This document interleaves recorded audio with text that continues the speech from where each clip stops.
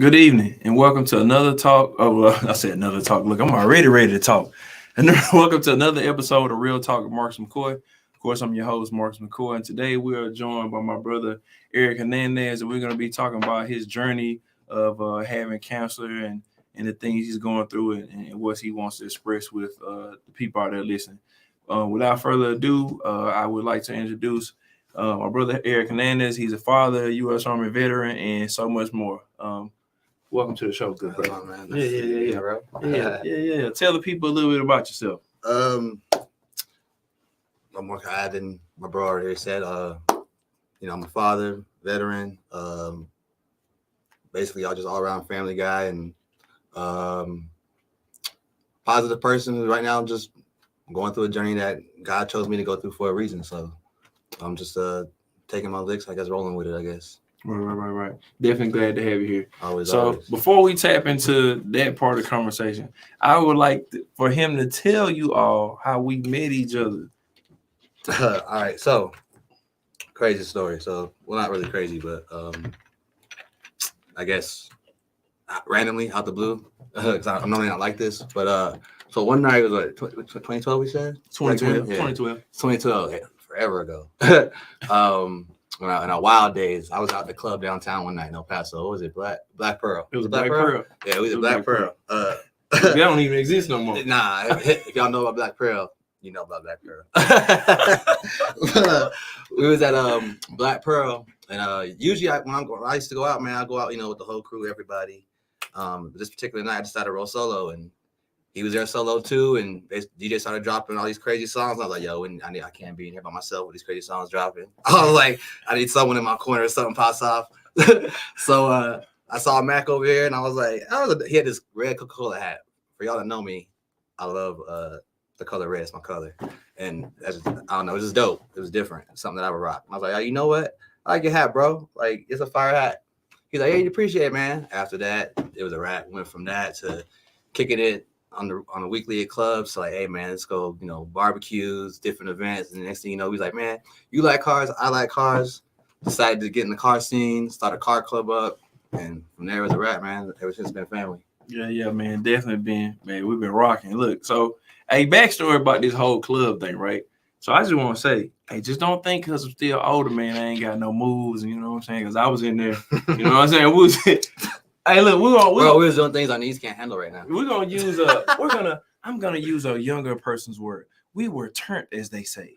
We had a very good time. It was very hospitable. It was a good thing social media wasn't big back then. Yeah. I thought he was a very respectable young man when I met him, and we had an awesome time. But on the flip side, now you said something about the car club. I gotta say this, right? So for there are people who are maybe they knew the El Paso, they don't really know about the car club scene. El Paso used to be popping. Used to be 10, 12 years ago. I'm talking about low riders. We had guys from here that were in the Lowrider magazine that would go to Dub and win. And so heavy hitters. I was like most people, you get out of the Army, you're trying to figure out what you want to do, so you're trying to find a hobby, right? So some kind of way my hobby wound up being car club type scene. So me and Erick, well, I gotta really give the credit to Erick because Erick really came up with the play. He started this club called Flexing and Finessing, right? Man, we thought we was killing it with basic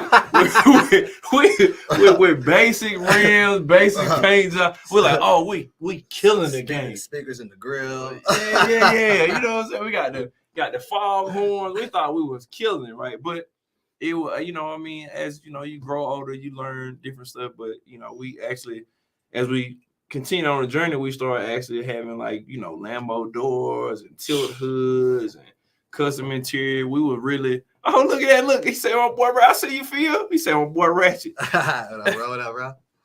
But yeah, it was interesting. Then, so let me tell you about him. So then he went from being car club scene, then he got on this motorcycle.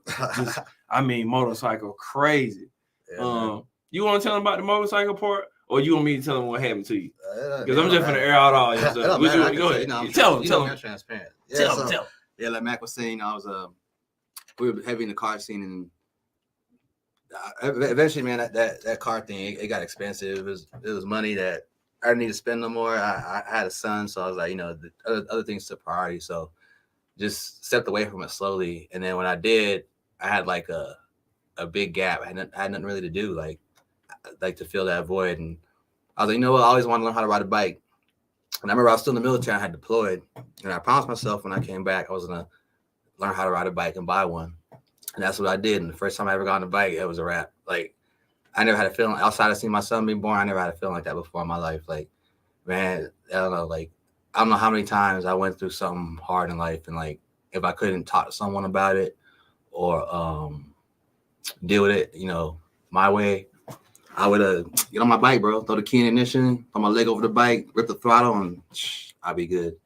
So like, it's been like that ever since. I don't ride as much as I used to though. Given my situation and everything, and just older, my body ain't like it used to, ain't built. I know I look good and healthy and stuff, but trust me, I'm every bit of 35 plus 10 thanks to the military. So trust 35 me. plus 10. We just had a football game yesterday. Y'all can't see my little brother over here to the side of me, so y'all see me talking to someone. It's my little brother. I ain't crazy. No, his little brother is not in this studio. Do not listen to that. I'm playing. Go ahead. But no, we had a game yesterday, so yeah, my body today I'm feeling it today. Did y'all win? Yeah. How much? 24-0, man. Oh my goodness. Yeah. Shout out Alpha Omega, you know what I'm saying? We in there week 1, you know what I'm saying? We in there, boys. Y'all ain't got like no 21 nothing skunk rules. You know what? I think we did because we had just started the second half. It was 18-0. Started the second half, and they had got the ball on defense first. They got the ball, and we had stopped them, and we got the ball back. And I think we had like 3-4 passes, and then the last pass our QB completes to my brother. He's one of our go-to guys on offense. And as soon as he scored, I was like, all right, cool. I'm about to get on the field, play defense. And the next thing I know, that's ball game. And I was like, the mercy rule? So I'm assuming there is a mercy rule because that second half was really short. What position you playing? Me, I started linebacker and corner for our defense. Okay, all right. I still got it. Got me a pick yesterday. A couple key deflections. Pick 6 or just? Nah, just a pick. Okay, all right. But hey, I worked for that one. I ran from that side of the field to that side of the field. But you were tired, bro. As soon as I got the pick, you hear me like because a friend of ours she covers all our games. She covers a lot of local sports in El Paso, but we're one of the teams she covers. Her name's Vanessa. Shout out to Vanessa. Y'all go check out YouTube. Cool Paso. She covers everybody, but she covers us. If you go watch the highlights, you can hear me walking by her right after the pick, and I was like, "That's it, I'm done, y'all." Like, I gave y'all everything. Y'all got the rest. Game. Yeah, I was like, y'all might think I'm young, but I'm tired. Well, no, we did our thing though. We did our thing, and it's something I enjoy doing. I think I get more joy in that because it's something that me and my little brother do together. All right. We didn't get to do too much. I feel like we didn't get to do too much as brothers growing up because of the age difference. As kids, like, older sibling, you kind of, after a while, you want to distance yourself from your siblings and hang out with your friends. You're a cool kid. You're 13, 14. Yeah. So I was at that phase. I was like, all right, I want to, be in the streets, kick up my friends versus be with my siblings. And then by the time I was like, he got to that age, it was time for me to, I was at the crib, get ready to do the army thing. So, at that time. And then when I was in the military, I spent more time away from home than I did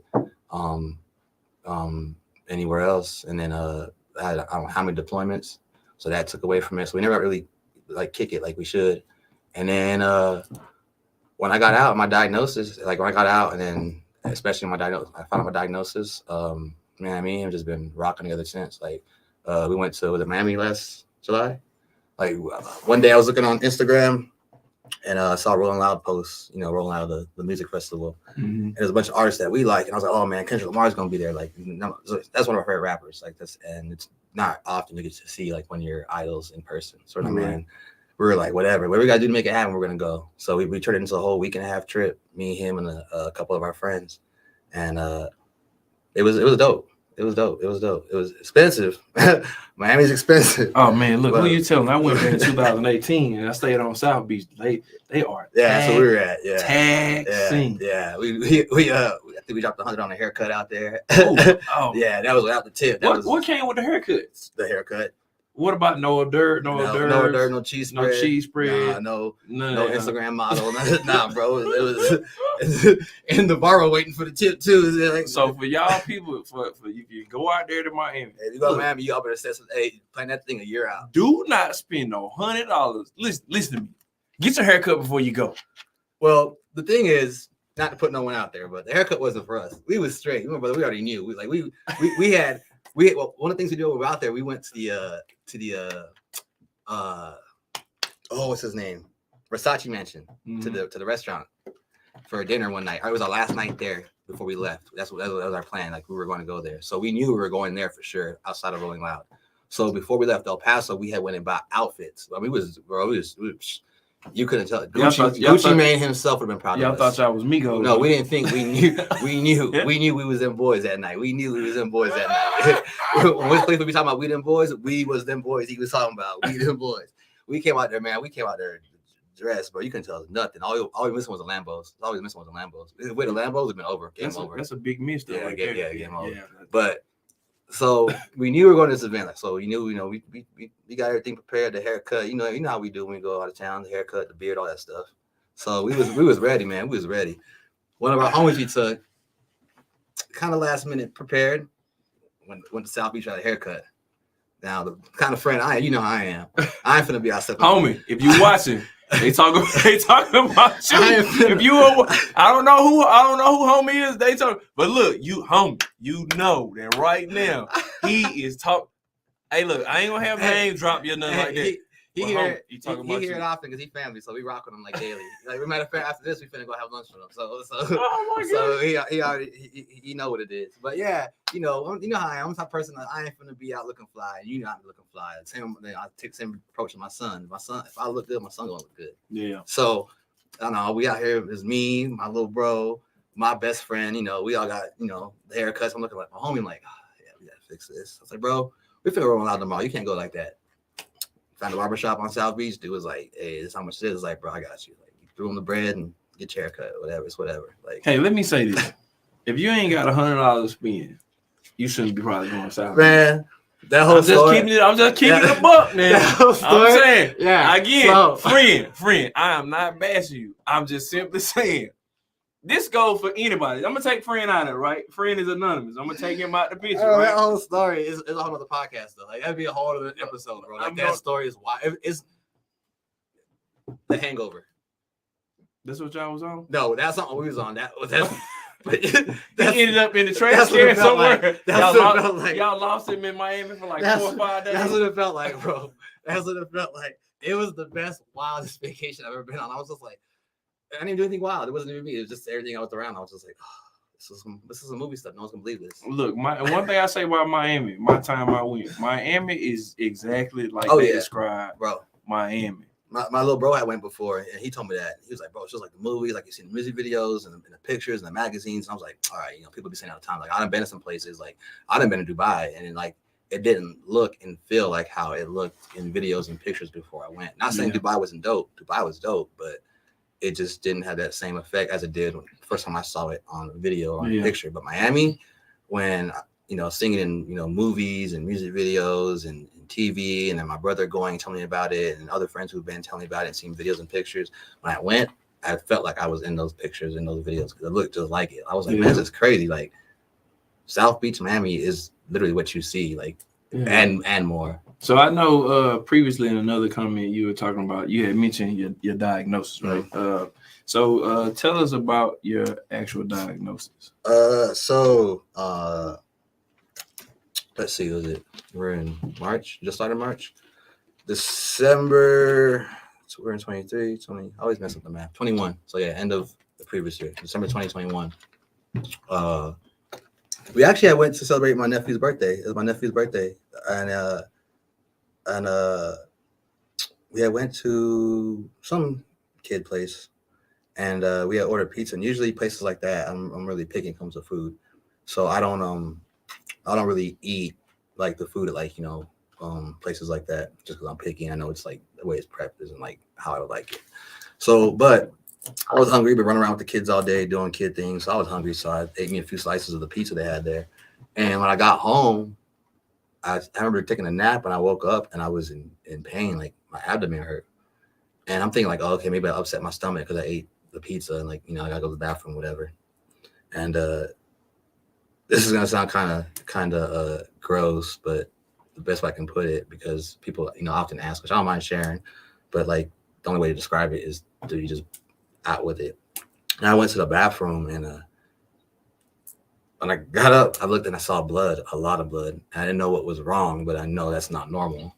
And I've never seen it before in my life. So, plus the pain I was having. So I had my best friend actually help me out, and I went to the hospital.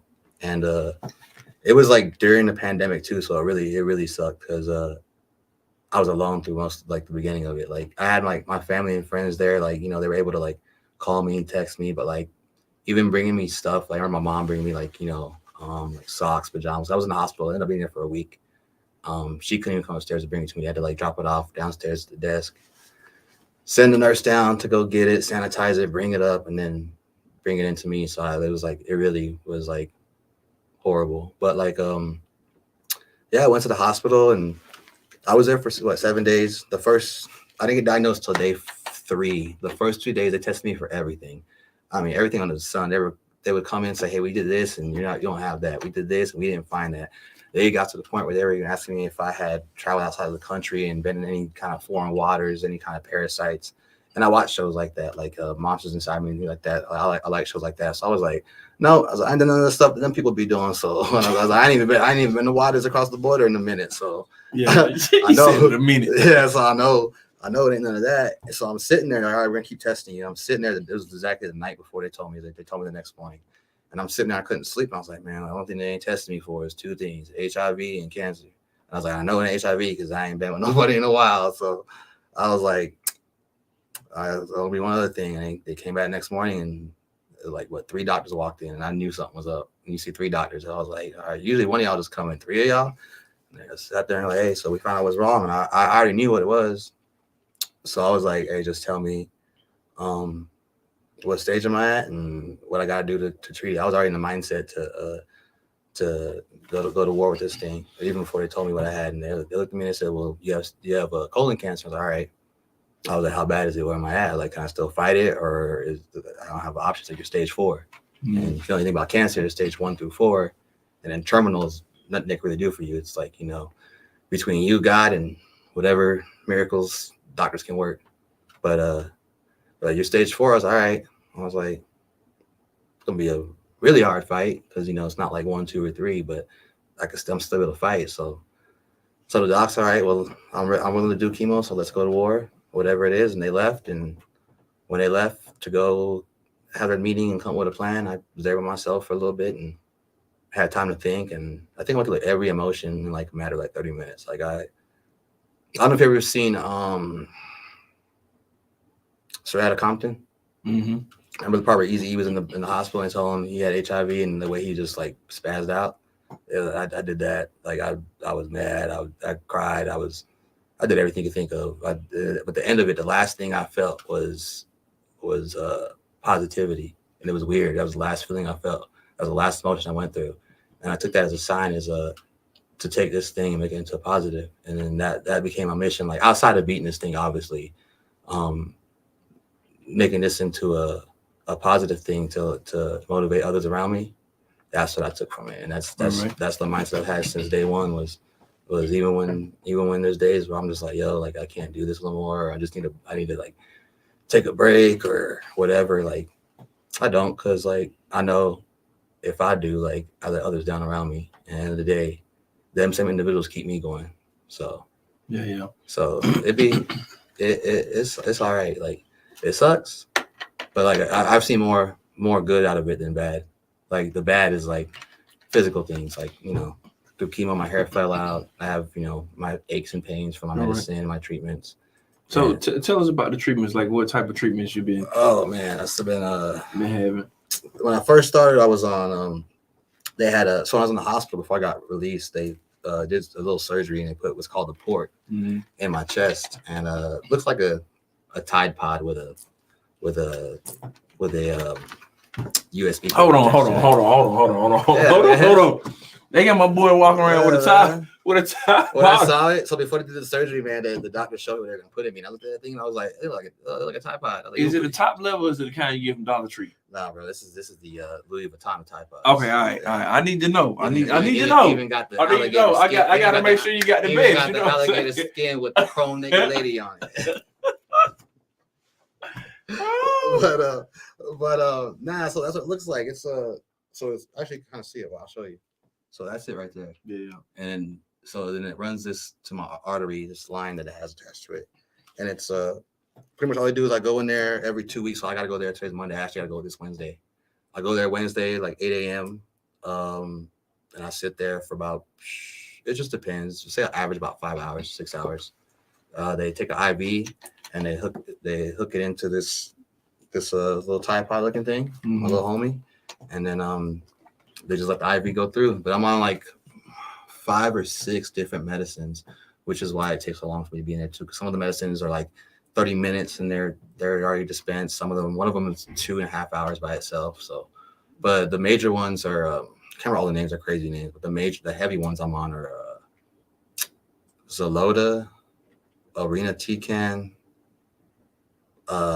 there's another one, 5FU, which is like a super chemo. It's like there's like 5 different drugs in there. It was called 5FU, and then the FU is like for the name of the drug, but it's some long crazy name. But like the 5 is for the amount of drugs that's in there. But it's like the steroid of chemotherapy.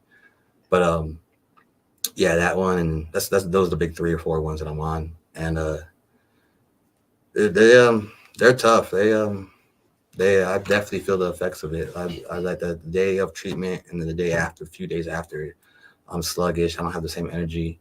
So what type of accommodations you have to make, now that you're going through treatment, like physically and mentally? Like you mentioned the medicines and you mentioned, like how you are before the treatment and after treatment. Like what kind of adjustments have you had to make? I think I've had to make more adjustments on the mental side than the physical. I mean, physical side, I haven't changed too much. I've been lucky. That's one thing that my doctors just said when I first got diagnosed. Like, you looking at all your labs and everything outside of your cancer, you're a really healthy guy. Like your immune system's strong, your oxygen low, everything that they check when they do your labs and stuff and they test.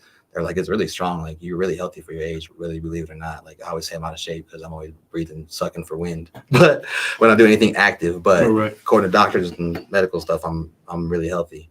So I had to change too much, but I knew I had to change certain things. And when I got diagnosed, one thing they did tell me was that the cancer at the time, not only was it in my colon, the reason it was stage 4 because it had spread to my liver. Not as bad as it was in my colon, but it was in my liver though. So me knowing kind of how the body works, I knew, the liver filters everything you drink. So I cut out alcohol because I figured, alcohol and chemo, not going to work together. So I cut the alcohol out and I didn't drink for like the first 8 months of chemo. I have not one drop of alcohol, which I didn't mind. I'm not a heavy drinker, so I didn't mind. But this is true. I can vouch for it. He ain't never been no. But when we went to Miami, I knew we were going to have some drinks and I wanted to have fun because the reason, my doctor. Also, when you got to Miami, you just said, don't worry about it. Yeah, so I was going to treatment. I told my doctor, hey, doc, in July, can I take a break from, because at this point, I was on chemo like about 4 or 5 months straight. I was going every Wednesday for 2 weeks, 5 hours a day. Plus, after chemo, right after I was done, they would connect, I call it my Game Boy. It looks like a Game Boy, and it has the same medicine that I get in it. So you just come up with all these cool names, little homie, Tide Pod, USB port. Yeah, it's all up here. Legend of Zelda, Link. Nah, man, I ain't touched Zelda since I was like 14. Double Dragon, Billy Lee, Jimmy Lee. I wish. Spyro. I'm about to go home for a video game after this. But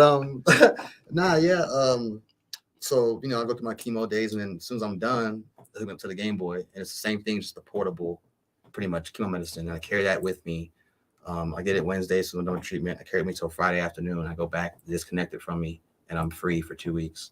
But I had this thing with me, and like, yeah, it's pretty tough. Pretty So I would say this. Obviously, me and you talk a lot because we're friends. And I know you know, we talk about stuff with this, man. But I just want to tell you personally, man, I applaud you. Like, to be going through this and still, you know, handling it as gracefully as you can. I mean, that means a lot. You know what I'm saying? And whether I say it enough to you or not, man, I definitely appreciate you because the thing about it is, even in the situation, I've got to see you grow as a man from 2012 to now. You know what I'm saying? And I would venture to say that your growth is not necessarily because you have cancer. You know, you was already, you know, one thing I always applaud you is, like, you know, for the people that's watching, this man is an outstanding father. Probably one of the most active guys I've ever seen in a child's life is this man right here. And you know, it's crazy you say that because me and my brother we were just telling someone this yesterday when we was at our football game before the game. Because our sons, if you ever catch us at a football game, our sons are always with us at the game. They're on the sidelines with us. They're warming up with us, helping us stretch. They're always with us. And if they're not at our football games, my son, he plays basketball, and I coach his basketball team. So I'm at his basketball things. And my nephew, he's probably the best 9-year-old in flag football in El Paso that they haven't even discovered yet, honestly. Like, you go see that boy on man, Sunday. everybody say, no. Look, hold on, man. Hold on, bro. We don't keep real. Everybody say that about their people, man. Let me tell you a quick story. My little brother, my nephew took a break away from football this past season. And then my little brother he had all the coaches have my little brother in this chat. He hit up all the coaches like, hey, Cam's coming back. I think his name Cameron. Like, Cam's coming back for football next season.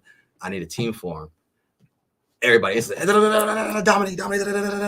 They wanted him. Like, you see him play, he's got talent. But yeah, so I gotta come out there and see. Let me know. I'll let you know when. But if they're not at our games, we're always at theirs. And like I was getting back to what I was saying. Yesterday we were telling someone we always joke. There were only 3 black guys on the team. So you know the stereotype. Just keep it 100. You know the stereotype. You know, is it tokenism? Black men are black men. You know, for the most part, the stereotype that they absent fathers. Right. Keep it 100. This is true. So that's something. Being a dad is really important to me. The minute I found out I was gonna have a child, I didn't even know if it was a boy or a girl. I just knew I was having. At the time, he and his mom were married. She was like, "Hey, I'm pregnant," and I was like, "Well, all right, let's go, game on." And I stopped a lot of stuff I was doing that moment. I was like, "Yo, I can't be doing this." Like, I was 22, 23 at the time. I was like, "Yo, I can't be doing this no more. I'm finna have a son. Like, you know, I can't be or a kid. So I changed things, and I made it a goal to be active. And I was blessed because I had a lot of male father figures in my life outside of my father who were in my life. But me and my dad didn't have that connection we had a connection, but it wasn't as strong as I would like to have been growing up. And by the time we started trying to build on that connection, it was kind of like too late. I was, Army had me all over the place, and he was also diagnosed with cancer at the time, so he was going through his battle, and so it just ran out of time. But I made a promise that I would be active with my son much as possible, like everything. Yeah. So we were telling someone yesterday, man, we got to break that cycle. That black man, black fathers got to break that cycle, break that stereotype of being. And I know a lot of dope fathers. Like, you're one of them. My brother's one of them. I'm one of them. I know a lot of dope fathers out there. But I just feel like people they rather see the negative than the positive. So they seem to key in more on the absent fathers and the fathers who are present. Like, you got them fathers who aren't, and I hate them fathers because if you're gonna have a kid, man, if you're gonna be man enough to have a kid, be man enough to step in and do your job as a father. And so I want to comment on what you say about your time you had with your dad, right? It's just my own couple cents. It may make sense, may not make sense, but I feel like a lot of times, like when we don't have certain things, right, or we don't spend the time we like spend on our fathers, right? I'm just using you as an example. Is we kind of go back and say, well, we wish we had did this. But if you think about it, and I know how close you were to your dad, but if you think about it, for all intents and purposes, you really got everything you needed, right? Because the time you didn't spend made you the way you are now with your own son. No, yeah, my dad, I'm grateful for every second I got my dad. Whether it was just I was 24, 23 when he passed. My son wasn't even born yet, so I was young when he passed.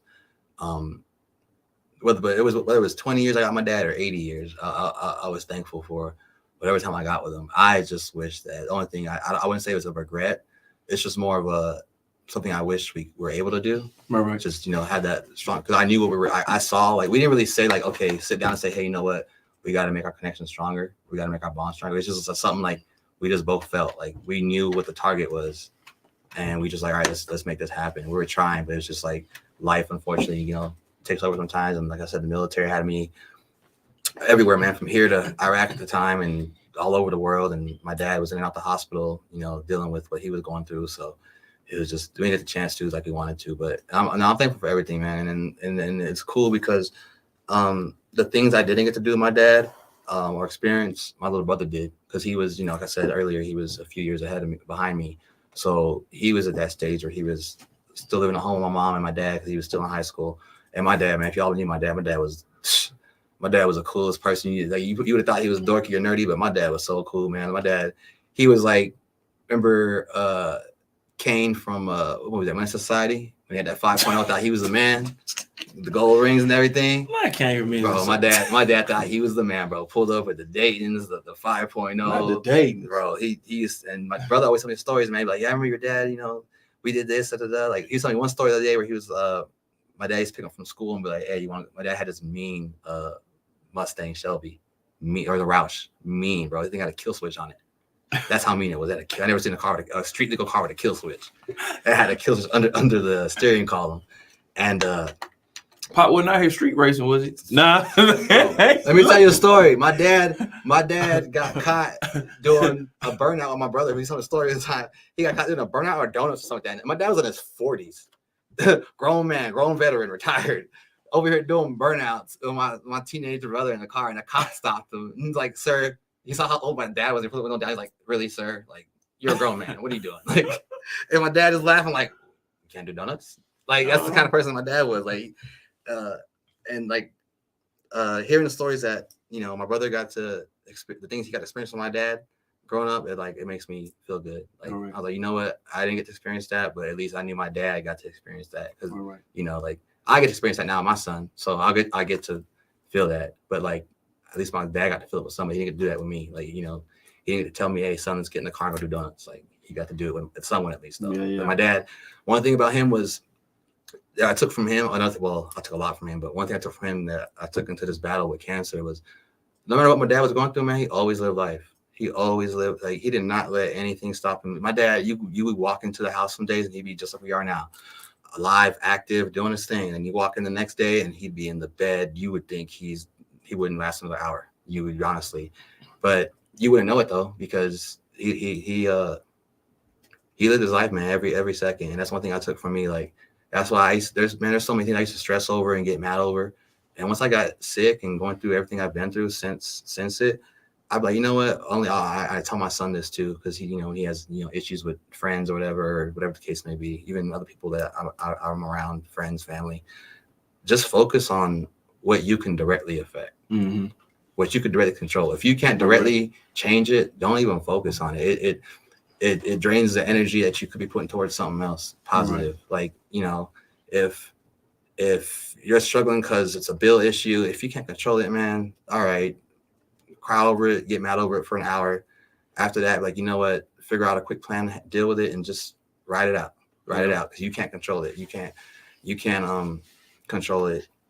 And it's something that's helped. Like, I've used what I've gone through. Like I said, I've turned into a positive. I've used my diagnosis and my battle with cancer to help others. I coach my son's basketball team, a bunch of 11, 12, 13-year-olds. I love all them kids, like, if they're part of my family. Like, this is my third season doing it, and I took a break during my diagnosis because my body it needed it, and I didn't coach for maybe 6 months, 7 months, and then I decided to get back at it because my son wanted to play ball again. He's like, "Yeah, you should coach again," and I was like, "Well, if I can do it, let me see how my body feels. I'll do it." And I let the parents know that, hey, I'm back coaching, and all of them were texting me, "Hey, coach, we're glad you're back. The kids missed you. The kids don't want to play for no one else but you."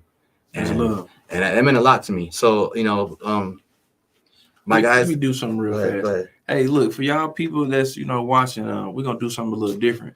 We got some tickets we're trying to give away. So I'm trying to see who is active, in the chat. And then once we see who is active in the chat at the end, conclusion of the show, we're gonna if I get active in the chat, can I win? No, you ain't gonna get that. What are they for? I'm not telling you. It's a comedy show. Get active in the chat. Yeah, get active in the comedy. chat. Yeah. Give me one name. Your brother that's not here in the studio. Give me one name. He could get active in the chat right now. give me one name. No, I'm not giving you a name. Sad. But you kind of touched on it. So again, I mean, make sure y'all in the chat. Y'all go get active in the chat, please. I'm gonna be. And if y'all win, please, if it's like a +2 or +1, I like comedy. He's your guy. I'm a funny guy. I'm really a funny guy. He's your guy. Take him on. Y'all don't believe me. I'll come be my friend. Oh, I'm getting the word now. It's two. Look, one. See, look. 1, 2. Single too. So, ladies, if you win, you need a date. Yeah, look. Hold on. Now you see how people look. Now hold on. Hey man, you see how people do? Look, we on here talking about. Battle County. This man had to throw a plug in there. This why you don't invite certain people. This is why you invite your friends. Your friends keep 100. And he say, "Oh yeah, I'm single." Boy, I tell you. Just saying, I like whatever I do to get the comedy show, bro. I don't care. I want to go to the comedy show. You ain't finna let me go to the comedy show, so I gotta get. It's not about me letting you go to the comedy show. I don't control whether you go to the comedy show or not. I'm just saying you ain't in the chat, so you ain't gonna get that ticket. I'll hop in the chat. Someone hop in the chat for me. Put on behalf of me, and if I win, I'll give you a ticket. On behalf of Eric, if you hop in the chat right now, I'll give you a ticket. My word. Word is bond. Y'all gonna go together. You ain't gotta go with me. If you want to go by yourself, I just want to go. That's all I want to do. All right. Hey, this is another thing. When you invite your friends on your show, you get all off topic. I'm talking about like it get all unscripted. You start talking about stuff from 1987. He wasn't born in 1987 either. You was born in 1987? 35, dog. Yeah, I'm being facetious. 80s, baby. Yeah, I know. But yeah, 87, you know what I'm saying? I'm 83, though, you know what I'm saying? Oh, we old. Yeah. You look good, though. Black don't crack. Appreciate that. You know what I'm saying? You look really good for a guy who got cancer. Bro, you know what? People don't believe me when I tell them I'm sick. They really think it's a joke. Hold on, look and say, I should get them since I'm being his. Oh, Rebecca Fitzgerald. Look. Oh, my sister. Hey, what's up? What's up, see? Hey, well, the thing is, in order hey, mama. You gotta tell my. Look, your mama on there. Let me tell my sister. In order to go to this event, you have to come home to El Paso, and you are in Dallas. Oh, so you are off the list. Yeah, so no problem, mama. Hey, it's all love. It's my brother. So yeah, unless you plan on coming home. Sorry. Hey, now if he mess up the next couple, I might have to disown him though. You know what I'm saying? He good right now though. Hey, we ain't perfect. You know what I'm saying? Every day we're striving to get better.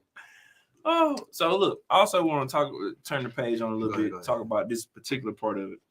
So, in the battle of having cancer, like, what is your support system like? It's dope. It's great, man. My brother, he been, like I said, he been with me every step of the way since day one. Like he just, I remember when I first got sick, they didn't want me by myself, like sit on myself. So like for the first 2-3 weeks I was sick out the hospital. I stayed, me and my son stayed with him and my nephew, and he took care of me, man. And every day he's been there for me. And even like when my sister says she coming. Okay, we'll see. I'll let you know if she comes. All right, you can come.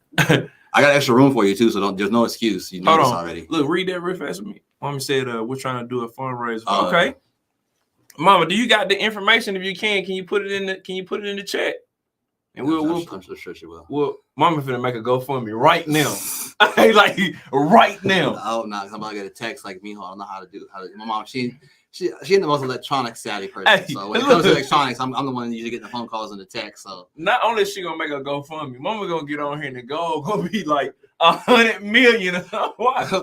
Austin Powers, Dr. Evil, $1 million, $1 trillion. Hey, but if it happens, hey, I always joke. I just need like what, 100 grand to make my dreams happen. Mama, throw it up for real. Throw it in the chat. Serious business. Throw it in the chat. Do you have a GoFundMe? Yeah, man. I had one when I first got sick. I still have it. I'm not the type to take advantage of things, so I try not to be like that. But like it's still active. Every now and then I get a couple dollars in there. People throw at me. So I don't think you're taking advantage of anything. I want me personally. I mean, I know how you are, so I know how you feel. So, but at the end of the day, right? I feel like at the end of the day, you gotta let God move how he gonna move. True. It's nothing wrong in getting help when you need help. It's not like you finna, get it and you finna go buy a Maserati. Funny or story. something. So when I first got sick, it's all happened like when I first got sick. Because this is why I said what I said about the whole take advantage. Not that it bothered me, but it's just the way it played out. So when I first got sick, I had a truck. My truck got stole. At the time, I just got home. Truck got stole. It didn't get stole. It got stole a little after that, but before that, it had problems already, like major problems. Like it cost more to keep it and fix it than it did to get something new. So I was like, all right, you know what? I'm gonna just get rid of it, fix what I can on it, and then sell it, whatever. Right? But before I could do that, it got stole. So, but right before that, I had, like I said, I'm a veteran, so I get disability. I had some appeals that I was going through for some money that they owed me. And they finally approved them at that time, and they paid me the back pay. So I had enough to go get a new vehicle. So that's what I went and did. At the same time, I had just got sick. I started to GoFundMe. But me, I'm not thinking that way. I'm just, trying to live life and do what I need to do to maintain and stay, and do what I need to stay afloat. Buy the car. I'm happy. I'm proud. I haven't had a new car in I don't know how long. That new car, if you get a new vehicle, I'm like, oh man, this is great. So you know what I don't like about a new car? A new car note. Yeah, me too. I didn't want to get it. I had a car note in like 10 years, 11 years. So I was happy. And then I was like, oh, a car note. You know how that is. But like I said, I needed it. My son needed to get around. I needed to get my chemotherapy appointments. I needed something reliable. Mm-hmm. And had a friend that worked at the dealership. He got me a good deal on a vehicle that I wanted. And I got the vehicle, and I used the money I got from my from the VA, from my appeals and stuff.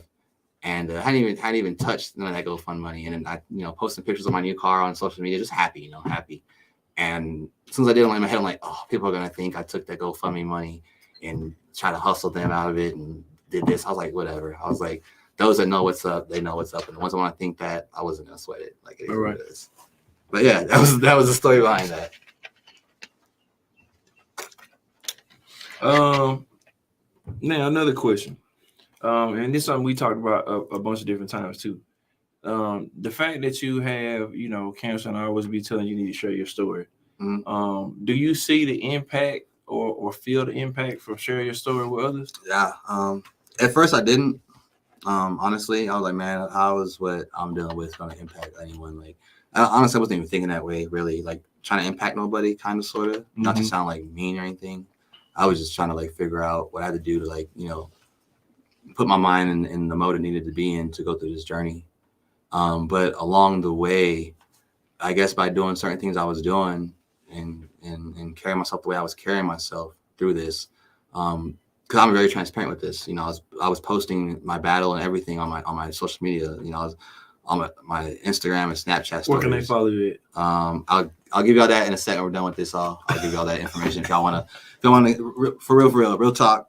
On Real Talk, if y'all want to keep track of my journey and this battle I'm going through, I'm really transparent. A lot of it's on my social media, so I'll drop the links or whatever towards the end of this podcast and all that stuff, so y'all can follow me, interact with y'all, whatever it is. Like I'm there, so y'all can get at me. But yeah, back to what I was saying. I would just get messages, man, from friends, family. The craziest ones would be from random people. Like, I only knew them on social media. I didn't know them personally, never seen them in person. And they messaged me like, man, what you're going through, I'm going through, this and this, but it's nothing what you're going through. But to see you every day, you're with your son, or you and your brother are hanging out, or you're, with your boys playing golf. I like playing golf. Like, I'm an athlete. So, it's one thing I do. So you think you got to be an athlete to play golf? Bro, I'm just asking. So if you, I know I'm getting sidetracked. You think you gotta be an athlete? They put in work. You get a chance. Stay on track. We're gonna talk about that later. Yeah. Continue. But I just like doing things. To keep my spirit up, keep me going. That's the biggest thing in this battle is your spirit and your mind gotta be on the same level, and they gotta be strong, because that's what gets you through this battle is your spirit and your mind. And through all that, people would hit me up, man, saying how they were going through this and this, but it wasn't nothing compared to what I was going through. And me facing my battle head on and chest out, it helped them with their stuff. I had this video I post every Friday. It's I forgot his name. There's this comedian from Africa, but he has this video where he's dancing and they're playing a song. It's Friday then, that song. And I post about a year and a half ago, I started posting every Friday. You know, every Friday I post on social media. And I remember one Friday a few months back, I missed the Friday, and I got like 9 messages from random people. Bro, you didn't post your usual Friday. Like, I look forward to that video. Like, that video helps me get through the last part of my week, like this and that. So I have seen the impact. Like, people, like, now I know I'm aware of it. So now I try to make sure like I carry myself in a way that others around me are able to feed off of my strength. Because like I said earlier, I'm more of a giver than a taker. So with that being said, if I'm able to give you strength and you can feed off of me, in return I can feed off of the strength I've given you, because I'm all right. Like, what I did help Mac out, or what I did help so and so out. All right. So it makes me feel better. It keeps me going. So I need to I want to pull something up real fast. If you could, can you pull up the for kidney disease for the links? I just want everybody to check it out real fast and definitely go to their website. They're offering some great information for people that have kidney disease. And another full transparent moment for people who don't know, I actually have kidney disease too. So it is something that is very prevalent at a higher rate in the Black community than any other community. Yeah. So there's a link up there. Make sure you guys go check it out. A lot of great information. I say great. I say great. I'm thinking about grape soda. Get a grape soda. Real talk though, y'all. What Max said, y'all go check that link out, man. One thing, I'm gonna cut you off, but my bad. Go ahead. It made me think of something. One thing I always told everybody around me, especially African American males, because it's one of the #1 killers outside of black on black crime, is colon cancer. You believe it or not, like it's surprising that every time I go on social media or anywhere, I find out someone has colon. And it's usually someone of African American descent. So like I always say, go get checked. Like it makes me feel uncomfortable, like, because we know it's colon cancer, so how they gonna check you? But you're gonna be asleep, so don't worry. But it's gonna make you feel uncomfortable. But whatever, like, throw it out your mind, man, because it's better to know than not know and find out too late. It's better to find out now that you have possible cancer versus you do have cancer, because it makes a huge difference. Possible cancer, just cut you open, take it out, don't gotta worry about it. You have cancer, well, you got to go through what I'm going through, unfortunately. So you're saying kind of early detection, being more proactive? So just 3 weeks ago, I took my son to my doctor. They had this thing called genetics testing. There's a gene that causes, everything, right? So I can't remember the name of the gene. It's some crazy. They like, it's not even a name. It's like letters and numbers. It's like gene XFYZ-9. It's some crazy stuff. But the doctors know. But when I found out I was sick, I requested from the VA, when I learned about it, gene testing for my son. Even though he's 11, they can't, check him the normal way, and they wouldn't know anyways because he's too young. But they can check gene-wise to get a early image of what is to come or could come in the next 10 years or so of his life. Right. So they found the gene in me that caused this whole cancer issue. So about 3 weeks ago, I took my son to my doc. They drew his blood and they tested his blood for that gene.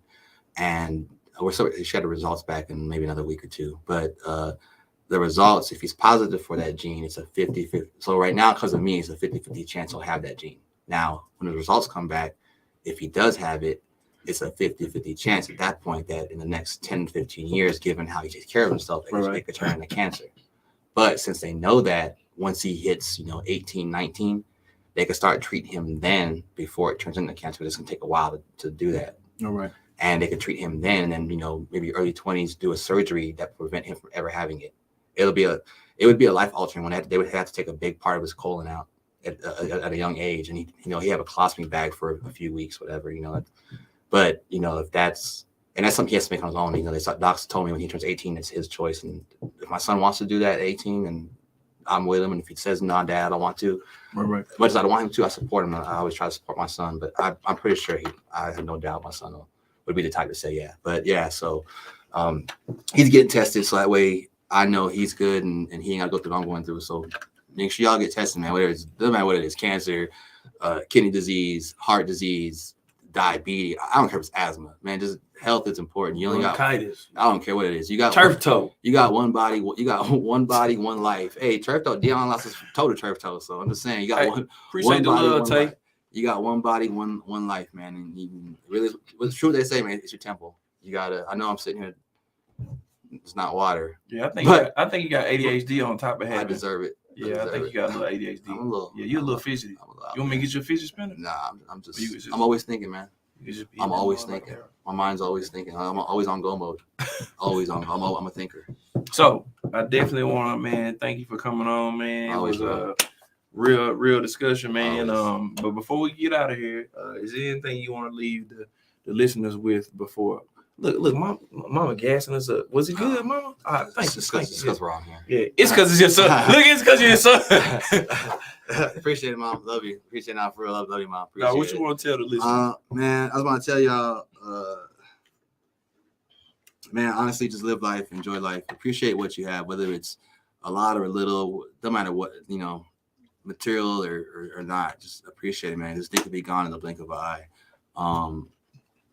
And no matter what it is in life, don't ever give up. Like, put your head down for a minute. Like I said, put your head down, shed a tear, yell, whatever you got to do. But give it an hour. After that, man, game face and just attack it. You can't be stagnant because life ain't gonna wait for you. Life ain't finna give no handouts. I wasn't, I didn't grow up easy E type of lifestyle. Having to slang drugs and run the streets and shoot it out, but my life growing up wasn't perfect either. It was bumpy. So one thing I learned is, man, you got to push over them bumps, man. You got to push through it. Like, if it's a mountain, man, grab your rope, grab a hook or something, and start climbing, man. Start climbing. Don't let it stop you. Like I said, I'm active. Doctors honestly, my doctors be surprised because they're like, man, you're playing football, you're coaching basketball, you're riding motorcycles, you're doing like things you shouldn't be doing at stage 4. Like, you just keep going, enjoy life, keep going. Don't let nothing stop you. Like, let it slow you down. It's okay to be slowed down a little bit. Don't let it stop you. Just keep your feet moving. If you can't run, walk. If you can't walk, crawl. If you can't crawl, roll. But do not stop. That's all I can say and want to say honestly about that. To sum it up, with kind of a breath full. But I just wanted to get the point across to y'all because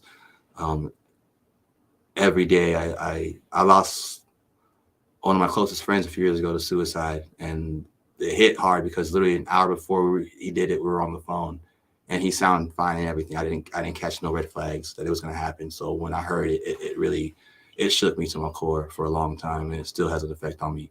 But I say that because at the end of the day, like, you just got to keep going, man. There's someone, whether you know it or not, there's someone looking up at you, whether it's your child, your neighbor, your friend, your uncle, your mom, your dog. Someone out there is looking up at you for their strength to keep going. And the minute you stop, they stop. And when you stop, they stop. Next person stops. And then there's a chain. And a chain is easier to build than it is to break. And that's a chain you don't want to build. Positivity. That's all you can do. Just stay positive, man. If y'all ever need any kind of pick me up, if you're like, I can't do it today, like I said, I'm there. Y'all can get at me. Matter of fact, if you want to follow me on Facebook, it's just Erick Hernandez. If you have Marcus on there, I haven't dropped something up there so y'all can find me, because sometimes my Facebook's kind of hard to find because there's a man, Erick Hernandez in El Paso. Instagram, don't judge the name. So y'all know that I ride bikes. I'm in a bike club. I've been in a bike club for about 6-7 years. When I got my nickname, y'all don't know how bike clubs work. When I earned my patch, I got my nickname because of how I was back then, not now as a grown adult, mature adult. I was given the name Ratchet. So don't judge the name, but my Instagram is the THA_Ratchet, RATCHED, not with a TED, with a number 1 behind it. So it's the Ratchet 1, the _Ratchet 1 on Instagram. And then all my socials are on there, actually. So I got TikTok, Instagram, Facebook, and Snapchat. So they're all up on my IG, actually. So y'all want to get in touch with me, feel free to hit me up on there. Like I said, if it's just, hey, man, I know you don't know me, but I caught you on Real Talk, and I just need some motivation today. Like, I got you. Like, it is what it is. Like, I'm there for y'all. Everybody needs, especially in this time of this world now. Like, everywhere we look, it's crazy, man. It's always, wild stuff going on, negative things. So this world needs some positivity. This world needs a lot of love and a lot of healing. So I'm trying to do my part to provide that for the world. So I'm hoping that my little piece will rub off on the next few people and so forth and so forth. So like I said, if you need me to reach out, I'm always gonna get back to you. Always. It might not be right away, but you're gonna hear from me. And like I said, if it's important, if I see a message come across, say something like, I just need to talk right now. You'll hear from me then, I promise. But you'll hear from me regardless. Just keep your head up, y'all. That's love. That's love. I gotta say that because I gotta pick on it real fast because I saw my boy Terrence Kennard make a comment, and I gotta say what y'all got in common. But I gotta say this: he's in the hey, look, he's a Dallas Cowboy fan, right? Hey, yeah, y'all can say what y'all want. It's on our yeah, man. Like misguided, man. But we ain't gonna hold that against it. Him. Ain't misguided. It's loyalty, bro. It's 87, ups and downs. I stuck on my. Well, there's been a lot of downs, brother. Yeah, bro. It's been a lot. Bro. It's been a gang of downs. Luckily, I got good temper because by now I would have ran through about 7. Hey, look, I don't even know what the up. Well, you know what? Y'all was up in the 90s. Yeah, bro. When we had started close. Early 90s when we had Jimmy Johnson, bro. Yeah, it was good. Running it. But that was a long time ago. Was, bro. Yeah. I didn't realize how long you was like 4 or 5. Last Super Bowl they won was in 96, so I was 9. Yeah, man, that's not a lot of happy times. So my dream is for them to win. So hey, any Cowboys watch this, I need y'all to win the Super Bowl before my time comes because I think I deserve it. Please, appreciate it. Your time ain't coming no time soon. I know it ain't, but I need them to hurry up though. Like I need them to hurry up just because I'm gonna use that as I don't want to benefit off of this, but I'm gonna benefit off of this right now. I need them to win before my time. Man, look, definitely want to thank you for your story, man, for your strength, man. Definitely being encouraging. I think. Also about the tickets, right? I think we already got winner chicken dinner. We're gonna see how that works out. Who's gonna sell me their ticket? Huh? Who's gonna sell me their ticket? You said somebody gonna sell a ticket. Hopefully. Appreciate you, Netta. Who's gonna sell? You said sell the ticket? Hopefully someone. No, we ain't doing that. It's a free. No. Then they see. No, I mean like if they want to sell it, I'll buy it. No, I'm trying to go to this comedy show. No, we're not. No, you're not going. You're not going. What if I'm on the? All right. You might be. Hey man, I might have something else planned for you. I might have something else planned for you on that day. What day is that? Don't worry about it. I'll get to you. Schedule. But also too, let me read this so you guys can hear. One of the promoters, Paul, is it Maggot? You said Magic? Yeah. I'm sorry if I butcher your name. I'm sorry. Musical Jam and Jokes is they're giving you 2 tickets, Eric. Thank you so much. Appreciate you. That's what I'm talking. Hey, now hold on. Is the other 2 tickets out there? Or is it 4 tickets? Or Eric just don't? It's about to be a party. It's about to be a party in there. Eric just don't want. Okay, all right. But anyway, I just want to say, definitely, like he was talking about early detection, and I say just from a whole standpoint, just take care of yourself, do the best you can, and make sure your health, both physically and mentally, are on point. And if somebody's out there struggling with something, it costs you nothing but time to actually be a friend to that person. And I just encourage you all to do it. Like he said, this is a crazy. I've only been on in the world 40 years, but this is a very crazy time we're living in general. Kind of reminds me of back in 1999 when everybody the world was going to end and people was buying up houses and all this other kind of. I'm like, well, why you gonna buy a house if the world going to end? You gonna die anyway? Wow. It's kind of like that saying. It's uncertain times, basically what I'm saying. But Jay, man, just look out for each other, love each other. But with that being said, I invite you to tune in to the next episode of Real Talk with Marcus McCoy. I'm not going to be telling what we're going to be talking about, but I hope that it is a great conversation and you guys tune in and that you enjoy it. But until then, I'll pass out. Until next time, it's been real. Appreciate y'all.